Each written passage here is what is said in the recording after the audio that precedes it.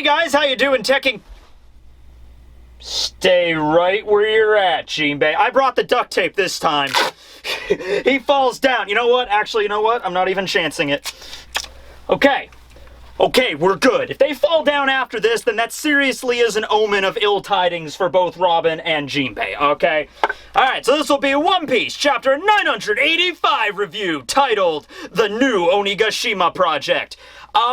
I wasn't taking the title too literally last time. I thought it was literally going to be a new project that was just going to take place involving Onigashima, because that's the main base of operation for the Beast Pirates. No, it's literal. Like, the operation is called New Onigashima, so what's up with this New Onigashima? Where's it going to be placed? Is it going to involve a giant mechanical crab? These are the questions that I and everybody else is wondering, so let's dive right in. So we don't get the continuation of the cover page story this week. Instead, we just get a color spread where we see Law, Kid, and Luffy hanging out on giant parakeets, just flying through the sky. I guess not parakeets, but actual parrots, just flying through the sky, having fun. Dandy. Alright, so moving on. We get the back entrance of Onigashima. Last time we have Law arrive in his submarine. He uses his Shamburus to send everybody to teleport them to the shore.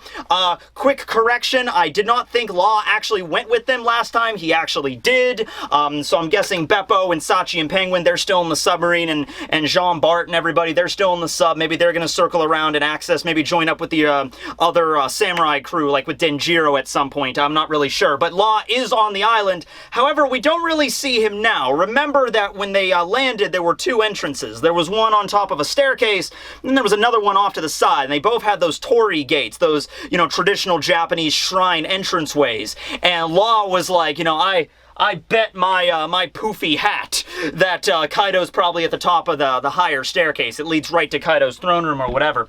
However, you don't really see Law here. Now, I'm not really sure if that's because he went on ahead, but all these scenes that we see with the scabbards in this chapter, and I think they are on the higher entrance points, so maybe Law went through the other way. I'm not really sure what's going on here, but we don't see Law really in this chapter, so he probably went off and did something else, or he's staying behind, and he's hiding, or he's planning something. Because what happens is, when the scabbards are about to enter the castle, they get cut off by an ambush led by Kanjuro. Kanjuro's there, Kanjuro Kurozumi, as we find out is his real name, and we see him there with a bunch of other gifters, as well as some of his drawing creations. He basically used his artistic devil fruit to create a bunch of, like, headless samurai riding on horses. I'm assuming the horses are also drawings, okay? So, yeah, they're basically just, like, regular samurai, and they can still fight and everything. They could see and perceive, except they don't have heads. And he drew them that way to kind of, like, poke fun at the scabbards, basically indicating that you guys are already headless. You know, you've already died before. We're just gonna make it official today. And Kanjuro was aware. He's just like, I know how efficient you guys are, okay? So even though, you know, Fuku Rokuju, the leader of the Oniwabanshu, he said, like, oh, we don't see any samurai landing on the island, Sir Orochi. Even though he said that, Kanjuro was still like, knowing how these guys operate and knowing that, I guess Kanjuro is aware that Law has a submarine and all that stuff, okay, because he was part of the group and the planning stages for this for so long. So he was probably like, you know what? Using their combination of their, like, outside technology and their devil fruit abilities, they would probably figure out some way to get to the back entrance and go straight for Kaido. So tell you what, I'm just gonna go and head him off. He takes some gifters with him, draws up some headless samurai, and then we're good to go.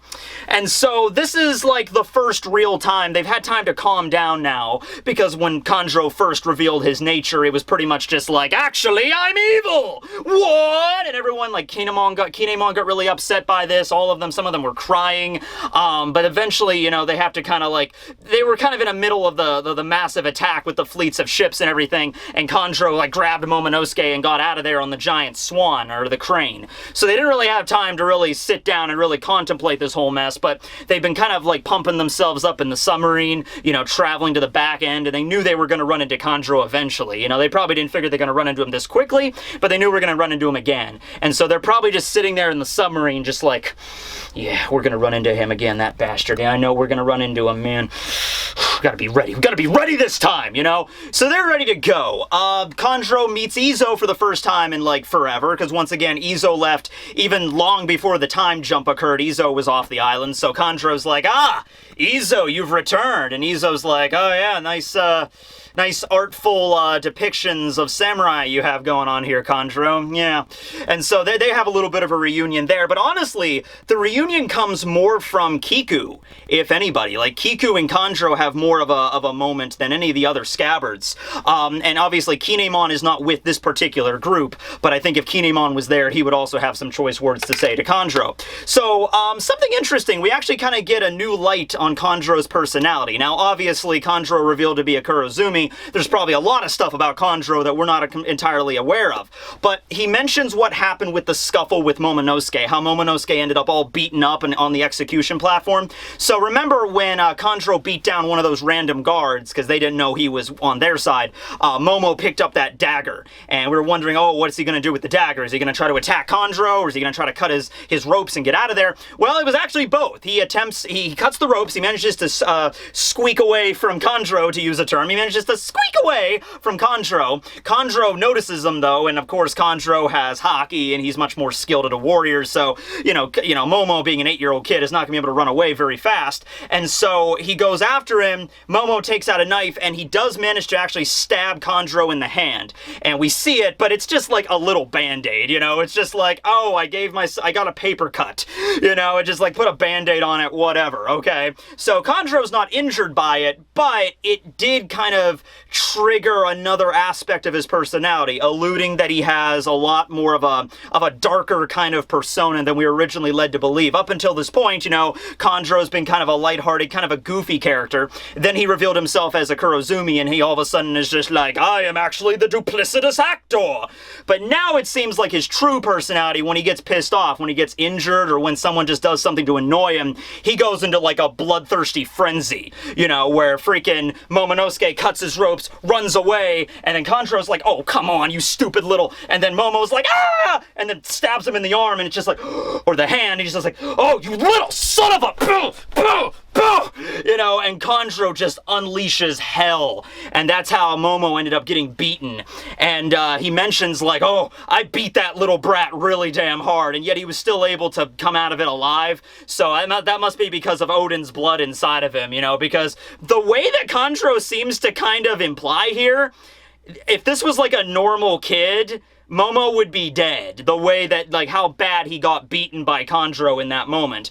But Momo is still alive. He's all, you know, beaten and broken, bruised, black eyes and everything like that. But I think because he is a member of the Kozuki and he does have that, he has Odin's blood inside of him that protected him from the worst of it. But yeah, Kanjuro has a lot worse of a personality inside of him that we're definitely going to see in this upcoming battle. So Kiku, you know, Kiku in this entire arc is seen as like kind of be like a big sister figure to Momonosuke, you know, kind of teaching him like, oh, there's certain words you shouldn't say, trying to teach him the art of a samurai, trying to be like the big sister to him and everything, since his mother is gone, his sister is gone. Well, the sister, you know, Hiyori's still alive, but they haven't met her yet.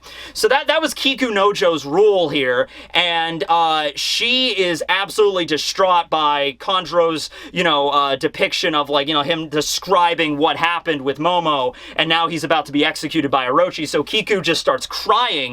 But then she kind of settles down a little bit, and she puts on her helmet, and she has that badass samurai armor all over her. And let me pick up a sword here. I'm going to use Law's sword for this, and she's just like, you shut your mouth, Kanjuro.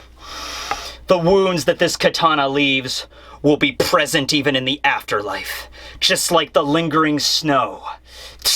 You will be cut down.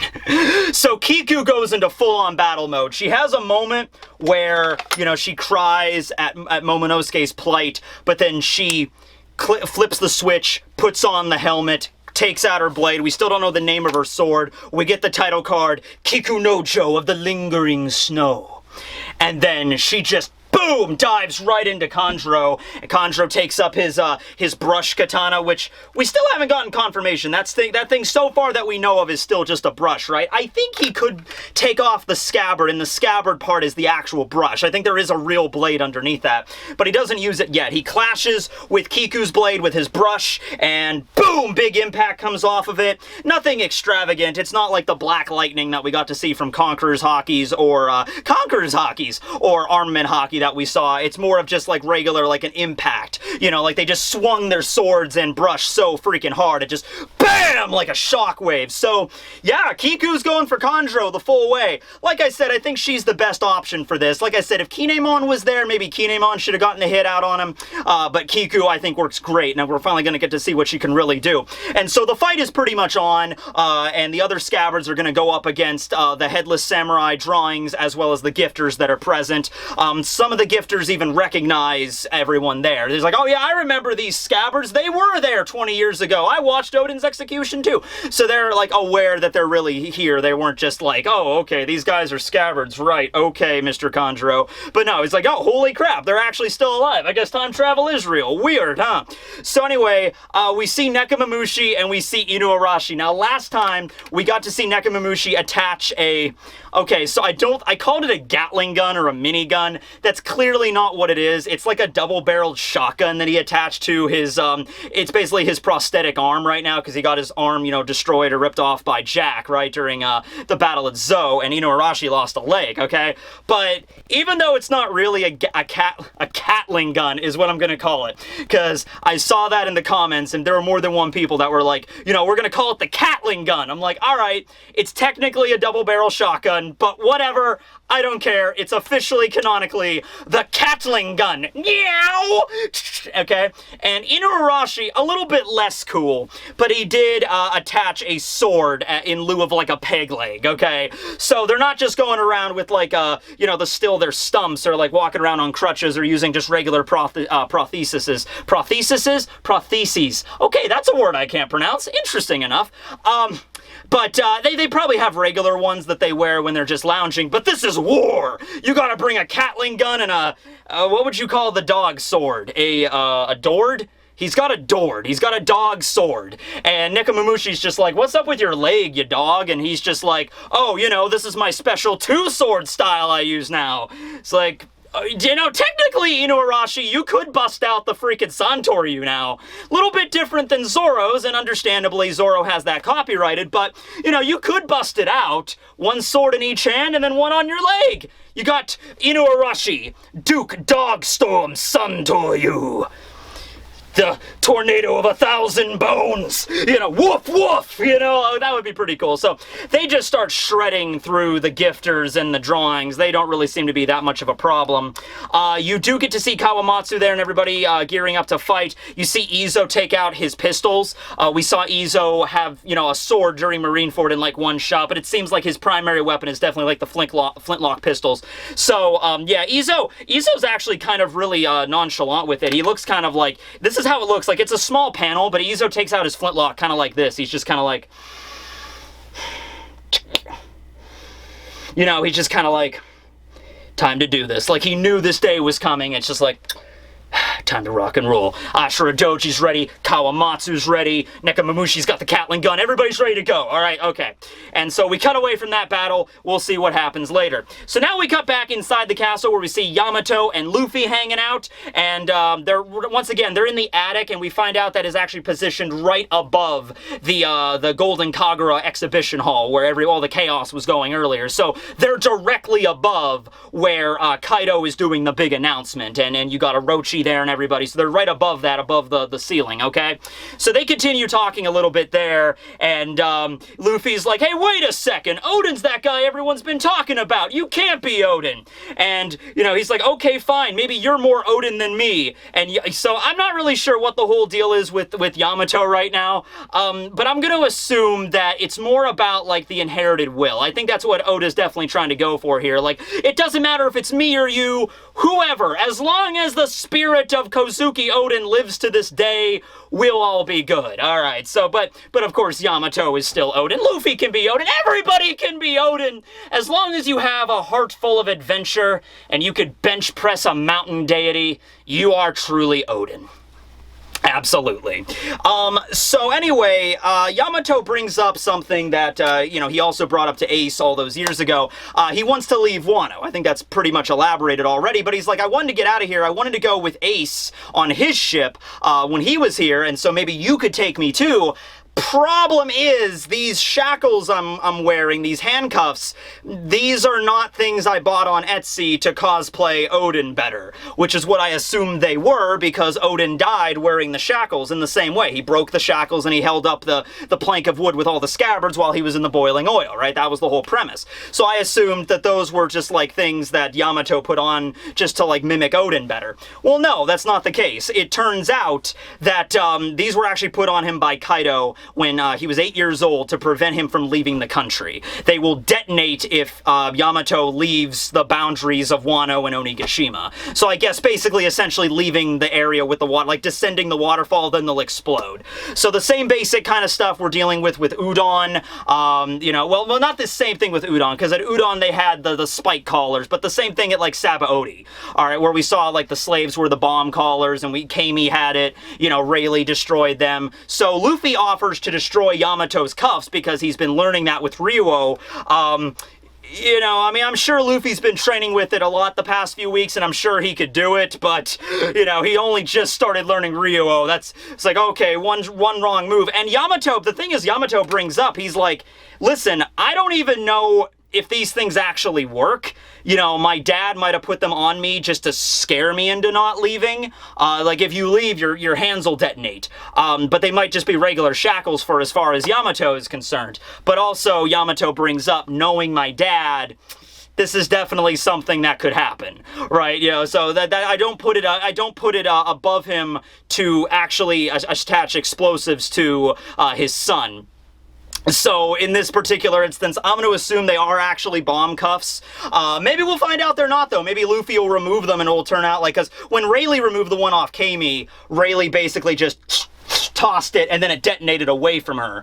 So I guess we'll see if the same thing happens here. Luffy doesn't attempt to remove them in this chapter because something else happens in a second here. But yeah, maybe Luffy removes the cuffs and tosses them and they don't... Like, ah! And they don't explode. And it's just like, oh... Okay, well, I guess you spent the last 20 years here on this country. You could have left anytime you wanted. It was just a psychological barrier, not a physical one.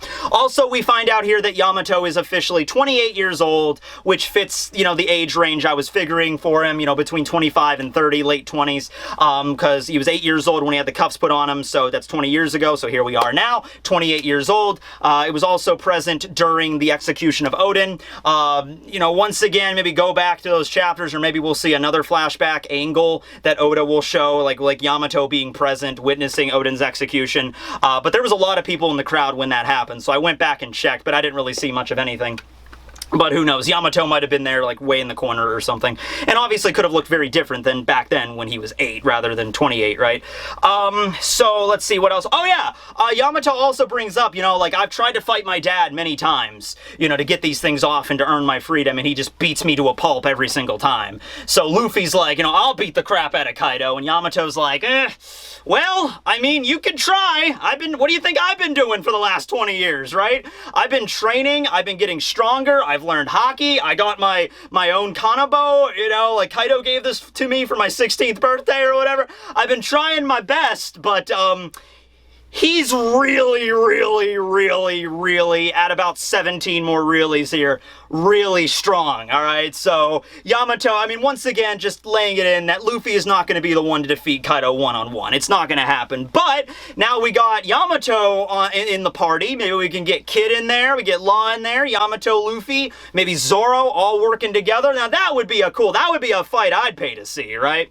All right, so they're continuing their discussion. However, the announcement begins proper below. The announcement for what exactly the new Onigashima project is, okay? So they kind of stop talking and they go over to this crack in the ceiling and they kind of look through it, but you can see they're like poking their heads through the ceiling and they're way high up in the ceiling in this exhibition hall, but the ceiling's beginning to like creak and buckle under their weights, you know? So it's like, you know what's going to happen. Spoiler alert, they get sent flying to a sky island where they live out the rest of their days in perfect harmony. And Luffy has a lifetime supply of meat. That's what happens. Now, the ceiling, of course, breaks at the end of the chapter, but for right now, they're okay. So they're observing the announcement here, and this is This is the new Onigashima project, ladies and gentlemen. I made a video about it last week or 2 weeks ago, whenever the last chapter was. It was 2 weeks ago, where I was like, okay, there's 5 theories for the new Onigashima project. I threw out a theory where they're going to wage war directly on the world government and Marineford, or they're going to go after the other Yonko, or they're going to turn Onigashima into a giant mobile fortress. All of those are basically accurate, and they're not at the same time. So, I'm just gonna come out and say it. So Kaido gets out there with all of his freaking might and clout and announces to everybody, and not just everybody in the hallway, but everybody over, like, visual Den Mushis are everywhere, all over Onigashima. And he makes the announcement. He's like, takes a big swig of sake, like, glug, glug, glug. Alright, listen up, you piss ants! This is the new Onigashima project!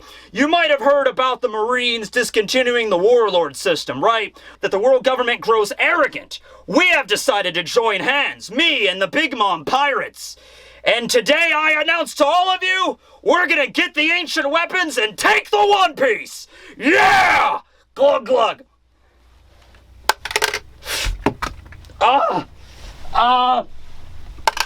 Okay, or that. You could just go, I mean, hey, Kaido, man, he doesn't pull any punches. Go balls to the wall with this, right? You take a ball and you, bam, you throw it in the wall.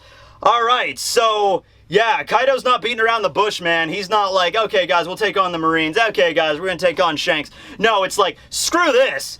I'm a Yonko, Big Mom's a Yonko, we're working together. Let's freaking find all the ancient weapons and use them to rule the world and get the One Piece.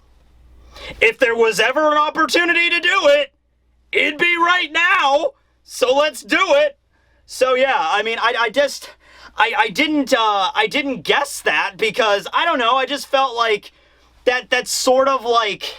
I mean, this is like endgame level stuff, okay? In all honesty, I mean, like, it makes sense given everything that's been going on here, and Oda definitely wants to dial up the intensity of this story and kind of getting us, I think Oda's trying to, with Wano, trying to set us on the track of, like, understanding that the climax of this manga is starting soon.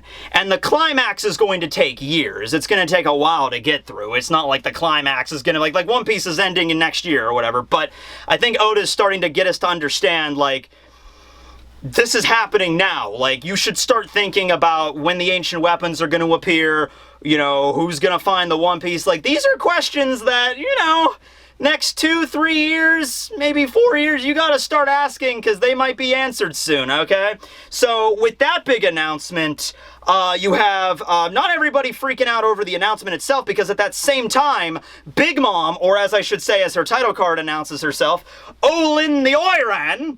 Big Mom's an Oiran now, yep, with a bounty of 4,388 million, sorry. So Big Mom comes bursting into the hallway with, like, without lack of a better term, an army of yokai behind her that are all animated with her soul power. We saw that last time. She was basically just animating any random piece of junk she found lying around Onigashima and the brothel. So you got the umbrella, you got some lanterns, you got rugs, you got cabinets, you got pretty much anything, the old sandals, all taking the appearance of, like, Japanese yokai that are just, like, bursting into the Golden Kagura exhibition hall, and everyone's like, you know, oh, look, I mean, Kaido's like, oh, Lin, where were you at? It's like, mama, well, I'm here now, aren't I, Kaido dear? We're going to get the One Piece!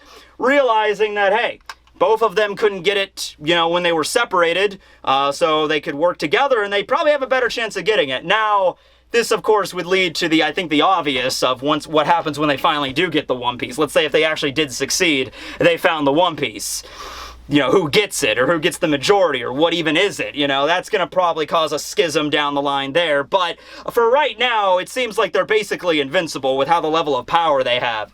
So, a few things to note when Big Mom just charges in. Number one, she's got Zeus knocked out and in her hand. So at the moment, Big Mom has reclaimed Zeus. That kind of sucks. Maybe Nami might still get, you know, Zeus to come back to her and her magic rod, but for right now, Zeus has been reclaimed, and he's knocked out. He's got, like, the X's over his eyes, so he's like, ugh. And then you also have Carrot and Nami that are dropped on the floor, and Nami's like, Zeus-chan, no! And remember Robin and Robin and Jinbei are still on the board, and they're still in the hallway, so they witness them, and they're like, Nami, no! And so they got captured, which, I mean, kind of figured that. I mean, like, the only option would have been for them to give Big Mom the slip and somehow figure out a way to sneak away. You know, that would have been an option, but other than that, I mean, they weren't going to beat her, so might as well have gotten captured. They're not dead yet, so that's all good. Carrot seems in a little bit of duress, but I think overall she'll be okay. I think Carrot will pull through, guys. So, yeah, they announced that they're gonna go get the One Piece, and the entire hall just erupts in cheers. Like, yeah! One Piece, finally! Ancient weapons! I want to blast an island into oblivion with Pluton! Yeah! So yeah, the existence of the ancient weapons will bring fear and war to humanity. Prepare yourselves, for that is the world of violence that we seek. My God. That was an intense announcement, right? I don't even know how you could follow that one up, right?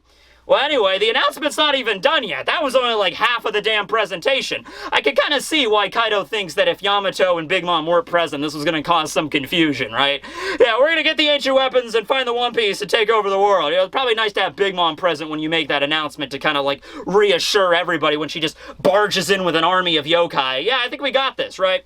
So now, we got Luffy and Yamato still in the ceiling. Yamato's like, he wants the One Piece. Luffy obviously takes umbrage with that. Luffy's just like, yeah, he could try it. He could try to take the damn One Piece. I'm getting the One Piece. What freaking series do you think this is? This is One Piece, and I'm Luffy. He doesn't know Kaizoku Oni Oriwanar, or I'm gonna drill Kaizoku Oni Oriwanar right into his freaking dragon skull. Damn straight! That's a few things you don't say to Luffy. You don't say you're going to be the Pirate King to Luffy, and you don't say you're going to get the One Piece to Luffy. Because Luffy will mess you up. But anyway, so they're still on the ceiling. The floorboards are beginning to crack a little bit more. But now, Kaido has a little bit of announcement for the samurai of Wano Kuni. So specifically the men that serve Orochi. And Orochi, by the way, is still up there. Orochi's just like, ha ha ha, how very shrewd, Kaido. I didn't expect this announcement. By the way, when do we get back to my execution of Kozuki Momonosuke? How do we get to that, please? So he's like up there, but nobody really pays attention to him. So anyway, though, Kaido now comes on with an announcement for all of Orochi's men. And they're all like, yeah, Kaido, what is it? Here's the deal. He's like, all right. Wano is basically a natural fortress. You guys got the waterfalls keeping the world government out. So here's what we're going to do tonight. First off, we're going to put all the men and women in the flower capital to work.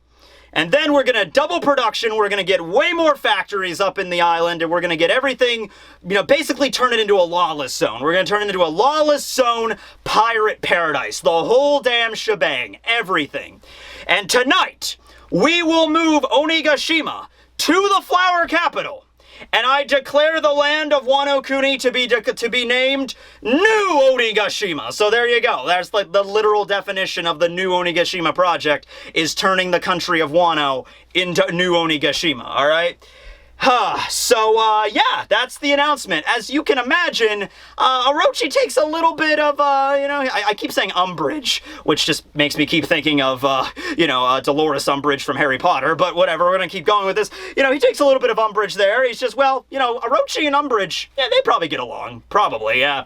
Anyway, Orochi gets up there and he's just like, wait, what are you saying, Kaido? What are you talking about? This is my country. Wano is my land. The flower capital is my territory. We had an agreement.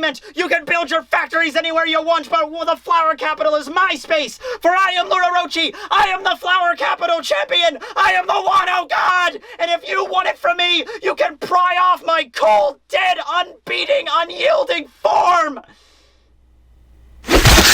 Ah!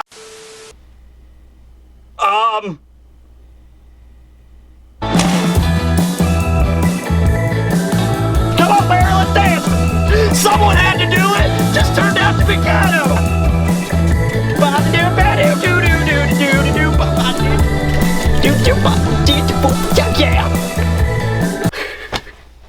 Alright, so, can we get a hand for Kaido? He's done some really messed up things and literally just announced that he wants to use the entirety of the country of Wano for his own personal means, to create weapons and find the One Piece and bring the whole world into a freaking state of absolute panic and unabashed war. But he sliced off Orochi's head, so claps for days. Standing ovation, Kaido. Someone had to do it. It just turned out to be Kaido. Wow. All right. Didn't see that coming. Now, something to keep in mind here for everybody. I know you might get ahead of yourself right away. Say you might get ahead of yourself. See what ahead, because yeah, okay. I don't think Orochi's dead yet, and the simple reason is, and it didn't take a lot of time for people to figure it out. Orochi has the power of the Yamato no Orochi, literally an 8-headed serpent mythical zone, and up until this point, we've yet to actually know the mythical aspect of the fruit. Every mythical zone is kind of a combination between a zone and a paramecia. You get the ability to transform into a mythological animal, but you also get some other ability to go along with that. Marco can turn into a phoenix, he can fly, but he also has the flames of regeneration. Sengoku can become a Buddha, giant golden giant, but he can also send out the shockwaves. Kaido, if he truly does have the mythical dragon zone, which that hasn't even been confirmed yet, he has the power to turn into a dragon, and he can do the Boro breath and everything like that. We've yet to see what Orochi's ability is, but considering the Yamato no Orochi is very similar to the Hydra of Greek myth, and we've already kind of connected that back already with Heracles and everybody, and with Odin and stuff. Not exactly the same exact being, because different mythologies here. One's Greek and one's Japanese mythology, but the whole idea with the Hydra is you slice off one of the heads and 2 more grow back, or at the very least, you can't kill the serpent by just lopping off one head. This was only one head. Now, this granted was in his regular human form. He wasn't in the Hydra, the Yamato Orochi form yet at this point. But there is so much stuff left to unpack with Orochi that he cannot die right here. What about Momo? What about Hiyori? What about Zoro's revenge? What about freaking Kinemon and Denjiro? Big thing for Denjiro. Denjiro spent all those years in the Flower Capital trying to get close to him and just like, yeah, he's dead now, shing. So I think we're still going to go with the same basic plot that I had, and a bunch of other people had too, that basically there's 8 heads, right? Well, there's enough to go around for everybody. Zoro's going to get ahead, Luffy's going to get ahead, freaking Momo and Hiyori could slice off a head, Kaido got ahead, that's 5, Denjiro can get 6, Kinemon can get 7, who's going to get the 8th head? Who knows? I don't, but somebody will. So, yeah, what would be hilarious, though, and what I actually think happened here, Orochi is a very pampered individual. He's also very paranoid, so he probably tries to stay out of physical harm as much as possible. So what I think is actually going to happen is that Orochi himself doesn't actually know the feature of his fruit that allows him to come, like he has to die 8 times before it actually sticks. He doesn't actually know that that's his power. So right then and there, he probably thought that he did die and another head might just pop out. Because remember, all those heads when he became a Yamato no Orochi, they all had like different personalities, so to speak. So he's gonna know that's like, oh, I'm still alive, but he probably doesn't know the power. And he's just like, pop, a new head comes out of his body. Ah, what? Huh? I'm still alive? How am I still alive? Oh, wait, I ate that mythical fruit like 20 years ago or whatever. That must be it. Oh, I live again. And then he gets his head cut off again. He's just like, I'm still alive, so I am invincible. So, and you'd think if Orochi knew he had like 8 extra lives in his pocket, you'd think he probably wouldn't be as paranoid as he was. Because he's like, oh, I got like extra lives, I'm set. Kaido probably didn't know about it either. Kaido might actually genuinely think he's dead. As with Big Mom, freaking Fuku Rokuju looks like he's about to have a panic attack. Like, Lord Orochi! You know, everyone's freaking out because no one expected that shit. No one. And so you see Momo there, he's still beating up Luffy, spies him though, and amidst the chaos, he's like, Momo! And then finally the ceiling gives way, Yamato and Luffy fall, land in the middle of the chaos, and even in the middle of this whole thing going on, a giant explosion with Luffy and Yamato hitting the floor, not a lot of people really go over and look. I mean, some people do in the immediate vicinity, but overall, the entire hall is just shocked. And by the way, Kaido makes the announcement. He's like, yeah, you guys want to either, stand against me, you'll die, or you work for me from now on. That's how this is going to go. It's going to be cut and dry. Work for me or you're dead. I'm not playing games here. Also, he announces that new Onigashima is that Onigashima, where they're at right now, is going to be transferred to the Flower Capital tonight. How could you possibly transport an entire island muffin skull-based fortress? Unless you maybe had... Nothing's confirmed yet. We don't know. For all we know, the actual island is a giant and the bones of a giant come up in like a freaking colossal titan and just walk right into the capital. Whatever. But right now, I'm still gonna put all of my chips on the giant robotic crab theory. Yep. Hey, they're talking about moving an entire island. Turning the island into a robot crab. Would that not solve the problem? So yeah, anyway, one more thing to go before the end of the chapter is that Kaido also announces here that Yamato will become the new shogun of Wano, so of New Onigashima, I should say. So I guess while Kaido and Big Mom are going to go off on this adventure, get the ancient weapons and the One Piece, Yamato's going to lead New Onigashima. And so at this point, Yamato and Luffy start running toward the stage. Luffy's, Momo! And Yamato's like, screw you, Dad, I'm not going to listen to your, your freaking, advice anymore. Not advice. I'm not going to listen to your rules anymore, Dad. You're going down. So they're just charging the stage, and everybody in the freaking crowd is like, someone call the Toby Ropo. They're making a break for it. So, okay, yeah, and by the way, next week, another break. Sorry, although this break is not because of One Piece. This is a break just in Shonen Jump for everything, right? So, yeah, that's what's going to happen next time, though. Luffy and freaking Yamato just rushing the stage with all of these beast pirates around them. But, Luffy's got a helping hand this time in Yamato, so hopefully he won't get immediately gwomped, kind of like last time. Hopefully Apu's not going to still be present. Maybe he is. I don't know. Maybe he's still recovering from when Kid slammed him into a wall. I don't know. So, yeah. Holy crap. A lot of stuff to unpack in this chapter, and it is incredibly hot in this room right now, so I'm going to get going. But yeah, look forward to some videos in the coming days. We're going to have to unpack this big time, what this all entails. But let me know what you think about the new Onigashima project. I'm honestly the most interested, beyond Orochi coming back from the dead, or beyond the Ancient Weapon One Piece plan. I'm still really more curious on how they're physically going to get Onigashima to the Flower Capital. So, let me leave comments below on what you think about that. Thanks for watching, everybody. This will be Tekking signing out. And let me know about what's the deal with Kiku and Kanjuro's fight. How do you think that's going to shake down as well? Signing out. Later, everyone. That was satisfying, though. Even if it's not permanent, that was satisfying. Woo!